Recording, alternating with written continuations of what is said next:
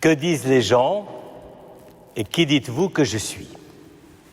Frères et sœurs, et cet évangile est absolument central, ce passage de l'évangile est absolument central, non seulement dans l'évangile de Marc, mais dans tous les évangiles, les deux autres, Matthieu et Luc. Et simplement, j'allais dire,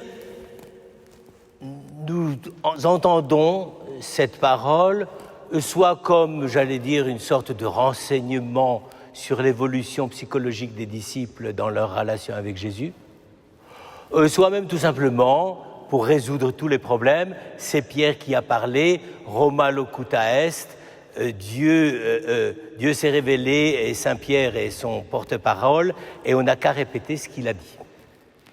Dans ces cas-là, j'allais dire, on frise la caricature quand même, parce que est-ce que ce passage de l'Évangile, c'est pour exalter Pierre?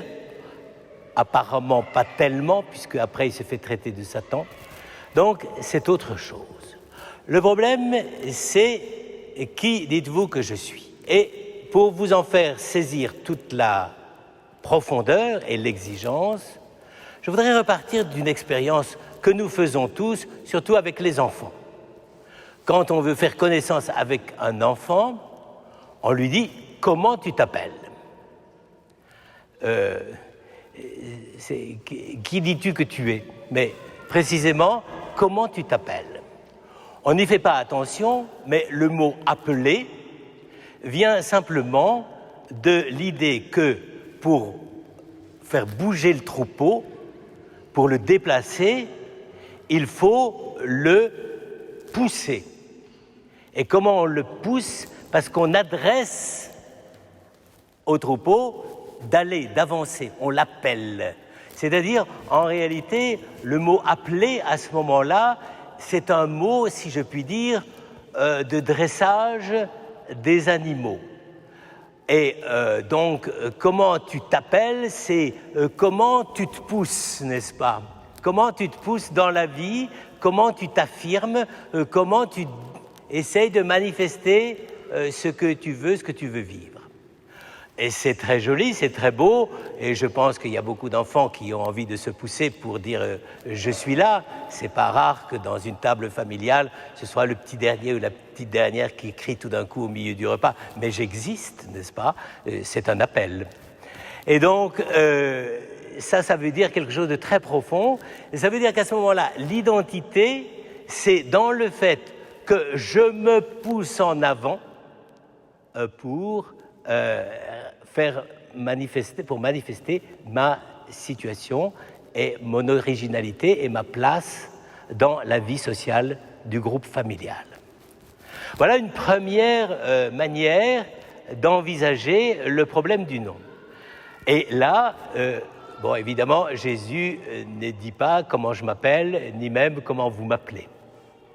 Vous remarquerez d'ailleurs que le mot « appeler » dans la Bible est utilisé pour la prière.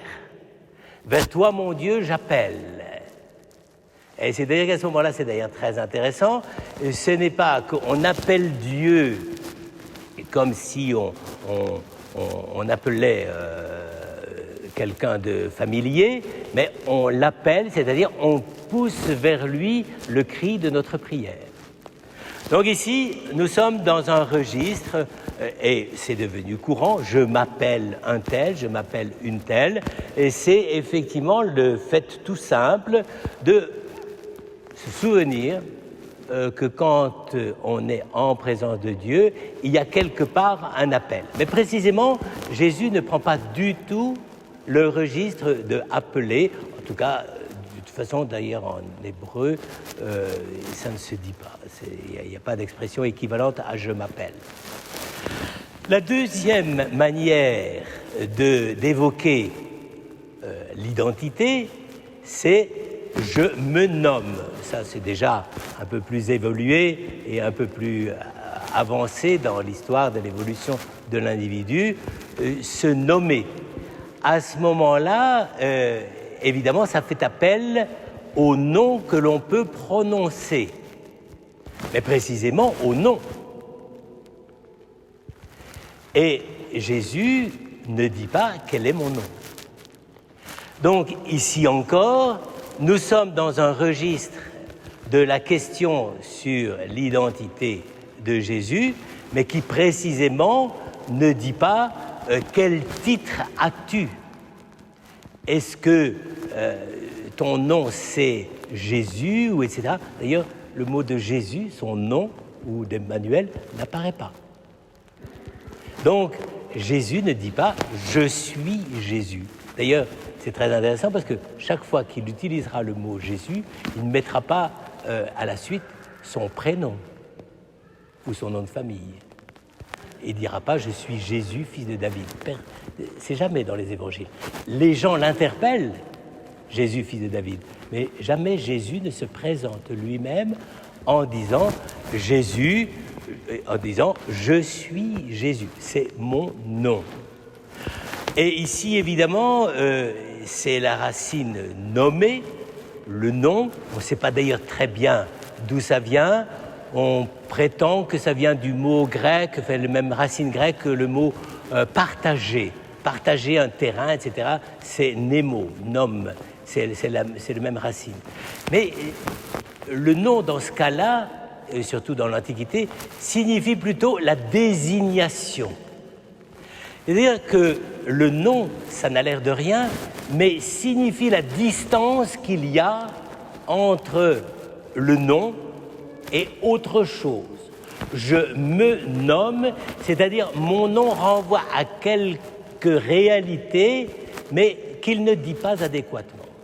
C'est d'ailleurs pour ça qu'on est si bavard, je ne sais pas si vous avez remarqué, mais l'homme est un animal bavard, c'est parce que pour dire qui il est, il faut beaucoup nommer. Et il y a des gens qui passent leur temps à se raconter oui, j'ai mal aux pieds, j'ai mal aux yeux, j'ai mal à la tête, etc. Tout ça, ça fait partie de la nomination pour se faire remarquer comme singulier, n'est-ce pas? Donc, il y a deux expériences, si je puis dire, du nom. Or, et c'est ça qui est très intéressant, c'est que Jésus ne prend aucun de ces deux registres. Non pas parce qu'il ne les avait pas à sa disposition d'une façon linguistique, d'un usage courant, mais parce qu'il ne veut pas poser la question à ce niveau-là. Il ne dit pas, même quand il prend un autre évangile que vous connaissez, « Ce ne sont pas ceux qui me disent « Seigneur, Seigneur ». D'un air de dire, vous savez, quand vous utilisez le nom comme une sorte de moyen d'appel, de pression, de numération, ça ne marche pas, ça m'intéresse pas, ça m'intéresse pas. Mais alors, il pose la question. Et là encore, c'est assez intéressant parce que les savants exégètes, interprètes de la Bible, traduisent toujours faussement la question que Jésus pose à ses disciples. Quand vous lisez la plupart des traductions, c'est la Bible de Jérusalem, je la corrige intentionnellement, et ils disent toujours « mais pour vous, qui suis-je » Là, il faut quand même bien le reconnaître, ils n'ont peut-être pas cherché ça, mais les traducteurs de la Bible de Jérusalem sont au niveau du micro-trottoir. C'est-à-dire, quel est votre sentiment, quelle est votre appréciation, qu'est-ce que vous en pensez, n'est-ce pas? Donc, on fait des statistiques et on les publie après sur Internet. Donc, ici, vous voyez, déjà, on traduit mal, car le vrai mot, la vraie formulation grecque, c'est « Qui dites-vous que je suis ?» C'est tout autre chose. C'est pas « Quelle est l'impression que vous avez de moi sur ce que je peux vivre, etc. » Non, c'est « Qui dites-vous, proclamez-vous publiquement que je suis ?» Et donc ici, on est dans une toute autre configuration. Jésus ne s'intéresse pas du tout à ce que disent les gens à son sujet. Il n'y a pas d'homme dans l'histoire qui ait été aussi peu préoccupé des titres. Ça ne l'intéressait pas. Ce qui l'intéressait, c'était qui dites-vous que je suis? C'est-à-dire que la seule réalité qui comptait aux yeux de Jésus, c'était d'être là, d'être au milieu des disciples, d'être au milieu de la foule. Et qu'à ce moment-là, cette foule, ces disciples et tous ceux qui l'entouraient puissent être comme focalisés par la question de son être. C'est la manière la plus anti-moderne de poser la question. Car aujourd'hui, il est admis dans le relativisme que dénonçait avec beaucoup de vigueur le pape Benoît XVI, il est de bon ton de dire « Ah oui, pour les chrétiens c'est ça, pour les musulmans c'est ça, pour les juifs c'est ça, et pour ceux qui ne croient pas c'est ça. » Et donc, à ce moment-là, quand on publie un livre, une étude, etc., ce qui importe davantage, c'est non pas ce qu'il est, mais ce qu'on en a fait. Vous me direz, il a été bien servi, puisque quand il est venu sur la terre, vu ce qu'on en a fait, on n'a pas été tellement préoccupé de son être. Donc, ici, nous sommes mis au pied du mur, c'est-à-dire, qui dis-tu que je suis, ou qui dites-vous que je suis, ou qu'est-ce que la communauté qui est là dit que je suis? C'est évidemment d'une importance absolument capitale, puisque c'est ça qui va conditionner tout le reste. Si les disciples n'avaient pas touché par la vie qu'ils menaient avec Jésus le mystère de son être, mais on serait simplement des répétiteurs de noms, des répétiteurs de titres. Et d'ailleurs, souvent, on a dit, oui, la première communauté chrétienne a inventé des titres christologiques le plus possible pour dire que Jésus était pas mal de choses. Mais, j'allais dire, Jésus n'a pas recherché les décorations qui flambent sur la poitrine des anciens officiers de l'armée rouge. Il n'a pas cherché les titres et les décorations. Qui dites-vous que je suis? Et donc, la conclusion, c'est vous-même, est-ce que vous êtes capable d'adhérer à ce mouvement par lequel il faut me rencontrer dans mon être même? C'est ça. Et vous voyez, ça pose tout de suite la question que beaucoup ne veulent même plus se poser, c'est que qui dites-vous que je suis? Il est aussi important de dire ce qu'il est que de pouvoir le proclamer, de se référer à la réalité de Jésus qui est ce qu'il est et à l'Église qui dit ce qu'il est. On ne peut pas séparer les deux choses. On ne peut pas les isoler et les couper l'une de l'autre. Il n'y a Église que si on dit en vérité qui est le Fils de Dieu. Et si on commence à dire, l'Église c'est tout le monde, tous ceux qui, j'allais dire grosso modo, aiment Jésus, le trouvent sympathique, le trouvent agréable, etc. Et sont, disons, ont la carte du parti par le baptême, n'est-ce pas? Et si c'est ça, l'Église, c'est pas la reconnaissance de ce que tu es, Dieu, Fils de Dieu. Qui dites-vous que je suis? Et donc, évidemment, vous allez me dire, on est en train de se gonfler les chevilles. Peu importe. D'ailleurs, ça n'enfle pas beaucoup. Le problème, c'est qu'une communauté chrétienne, qu'est-ce qui fait qu'elle existe? Elle existe parce qu'elle dit ce qu'est Jésus. Et c'est dans la mesure où elle a reconnu ce qu'il est vraiment qu'elle peut dire ce qu'il est vraiment et qu'à ce moment-là, elle existe comme Église. Ça, c'est une chose à laquelle on ne pense pas souvent. Le fait de nommer en vérité, de dire en vérité ce qu'il est, nous permet d'être. Et c'est tout l'inverse de la façon habituelle dont on dit « comment tu t'appelles ». Comment tu t'appelles? Débrouille-toi pour me trouver, pour me dire ton nom. et avec ton nom, je vais échafauder telle ou telle construction de ta personnalité. Non. Ici, c'est qui dites-vous que je suis? C'est dans la mesure où la communauté chrétienne, ici en l'occurrence Pierre avec les apôtres, répondent « Tu es le Christ, le Fils du Dieu vivant ». Et c'est parce qu'ils disent en vérité qui est le Christ qu'à ce moment-là, effectivement, ils deviennent ce qu'ils ont à être, c'est-à-dire la communauté qui appartient.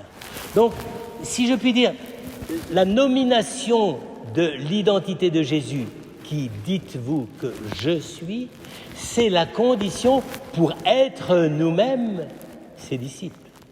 C'est parce qu'il nous donne de pouvoir approcher le mystère de son nom, de son existence, de sa réalité, de ce qu'il a fait, de ce qu'il réalise pour nous, qu'à ce moment-là, nous devenons l'Église. Vous voyez, c'est des choses qu'on ne dit plus parce que qui dites-vous que je suis? Qu'est-ce que c'est que les chrétiens?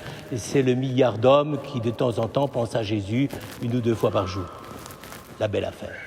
Ça n'a aucun intérêt. Non, l'Église, c'est le peuple qui, dans l'acte même de la célébration, notamment par exemple l'Eucharistie comme on est maintenant, ou dans l'acte même d'être en train de proclamer la parole de Dieu, de l'enseigner par la catéchèse, par la réflexion chrétienne, par la théologie, ou de le chanter à travers la liturgie, eh bien là, nous disons ce qu'il est.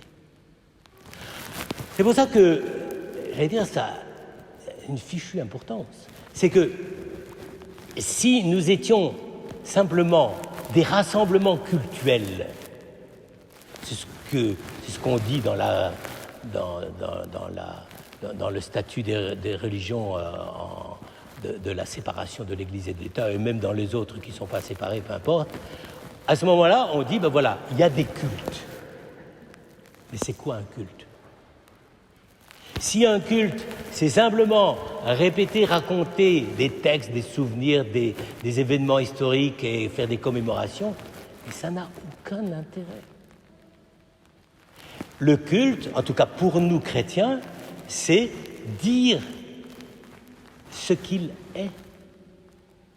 Et comme c'est une chose que nous ne pouvons pas faire par nous-mêmes, nous ne pouvons la dire et la proclamer que par la grâce de celui qui se révèle à nous, c'est-à dire le Christ. Frères et sœurs, vous le voyez, ce tout petit texte, simplement la manière de poser la question et la manière d'y répondre. Pierre qui répond au nom de toute la communauté, c'est très intéressant. On en a fait évidemment le grand thème, le cœur même de la primauté de Pierre, parce qu'il l'a dit. Mais précisément, la primauté de Pierre, c'est pas parce qu'il est le premier à le dire, c'est parce que quand il le dit, il dit ce que croit l'Église. Il dit ce qu'est le Christ au nom de toute l'Église.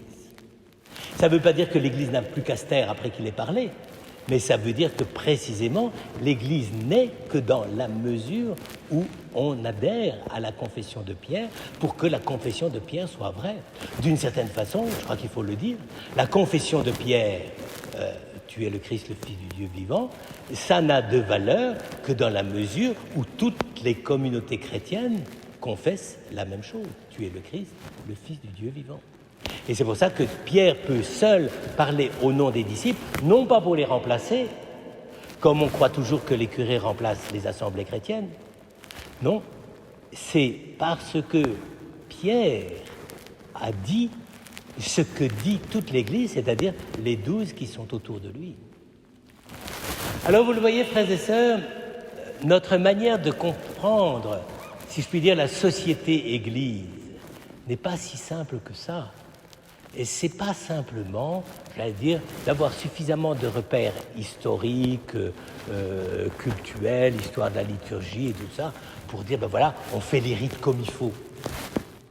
La belle affaire. Tout le monde peut le faire, ça. Non, c'est pas qu'on fait les rites comme il faut, c'est qu'on confesse, on répond à la question, qui dites-vous que je suis? En fait, sur le front de toutes les églises, sur le fronton de toutes les églises, c'est la question qui devrait être posée en lettres gravées sur la pierre. Et pour vous, qui dites-vous que je suis? C'est-à-dire, quand vous entrez dans la communion avec Dieu à travers la prière, et même personnelle, peu importe, à travers la prière, à travers le culte, à travers l'Eucharistie, etc., est-ce que vous croyez que c'est vraiment avec la réalité même de ce qu'est Jésus, tel qu'il vit éternellement, tel qu'il s'est révélé au milieu de son peuple, qui est en cause? Si ce n'est pas ça, mais nos assemblées sont vaines, elles sont vides, elles ne disent rien. C'est pour ça que toute confession de foi, par n'importe quel chrétien, même les plus petits, même, peu importe, à partir du moment où elle dit ce qu'est Jésus, elle a un prix infini et elle a une valeur définitive. Et c'est ça que nous disons lorsque nous allons tout à l'heure proclamer le « Je crois en Dieu ». Alors, un dernier petit détail quand même, parce que c'est quand même intéressant. Donc, Marc était sans doute un familier de Pierre. On pense qu'une partie de son évangile a pu être rédigée à Rome, précisément, comme il y a un certain nombre de mentions de Pierre, ça a pu être des souvenirs de Pierre. Cette thèse est dangereuse, puisque au moment même où on nous raconte l'histoire et où Jésus dit « voilà ce que je suis », vous avez dit Christ, mais vous ne savez pas ce que ça veut dire. Et ça veut dire être livré, c'est ça. À ce moment-là, Pierre dit « Tu devrais te taire, parce que ça ne va pas marcher, notre service publicitaire. » Et à ce moment-là, Jésus lui dit « Arrière, Satan ». Il n'y a pas beaucoup de personnages dans le Nouveau Testament qui se sont fait traiter de Satan. Je crois que c'est presque le privilège de Pierre. Eh bien, ça veut dire quoi? Là encore, et c'est pour ça que c'est très important, quand Jésus dit à Pierre, arrière Satan, ça ne veut pas dire qu'il le prend pour Satan ou qu'il le baptise, Satan, je te baptise au nom du Père. Non, ça pas, quand même pas, on n'en est pas là.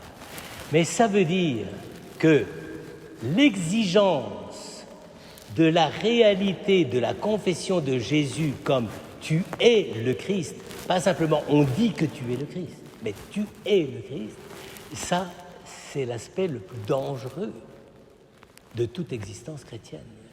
C'est-à-dire, c'est le moment où, normalement, on peut à tout moment tomber, chuter, et se dire, non, je voudrais que ce soit autrement.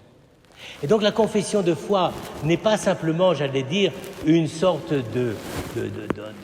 d'environnement pour nous tenir tous ensemble et dans la sécurité. La primauté de Pierre, ce n'est pas une sécurité. La preuve, c'est que dès qu'il vient de dire « tu es le Christ », il se fait traiter de Satan. C'est-à-dire que Jésus lui montre immédiatement sa faiblesse. C'est incroyable. Et c'est un souvenir qui n'est pas du tout un souvenir imaginé. C'est un souvenir que Marc a rapporté sans doute parce qu'il l'avait reçu de Pierre. Eh bien, frères et sœurs, aujourd'hui, c'est ça que nous célébrons. Et si nous sommes une communauté chrétienne, eh bien, c'est parce que nous voulons manifester dans notre être même, du plus profond de notre vie, à la fois de l'intelligence, du cœur et de toutes les facultés humaines qui nous ont été données par la création, nous voulons proclamer que Jésus est le Christ, qu'il est celui qui nous donne d'être, parce que lui-même a été reconnu dans son être, même si la façon dont nous le représentons est souvent un petit peu déviante, insuffisante, ou pas tout à fait dans les clous, peu importe, c'est ce goût, c'est ce sens de la réalité même de Dieu et qui est le cœur même de notre foi, de l'Église et de nos communautés. Amen.